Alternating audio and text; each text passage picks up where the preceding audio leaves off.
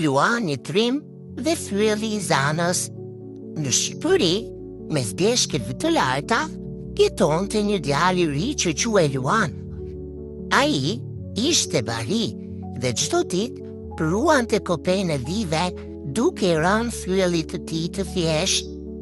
Një ditë, ndërsa po I bjente fyllit pra një burimi të ftohtë mali, u shpash zanë e bukur.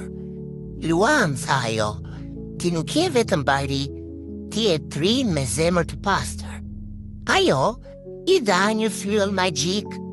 Ky fyll sjell bereqet, por dhe fuqi nëse përdoret për të mirën. Pa ditë më vonë, një rrezik I madh erdhi në fshat. Një keqbërës kishte zbritur nga mali dhe po grabiste njerëzit. Askush nuk guxonte të përballej me të.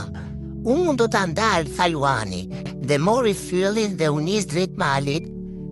Luani filloi që t'i bjente fyllit. Tingujt u përhapën në mal dhe pa pritur era u ngrit.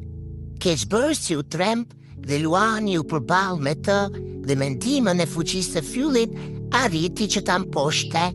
Luani u kthye në fshat, njerëzit e pritën me shumë gëzim. Që nga ajo ditë, ai nuk u quajt më thjesht Luan, por Luan Trim.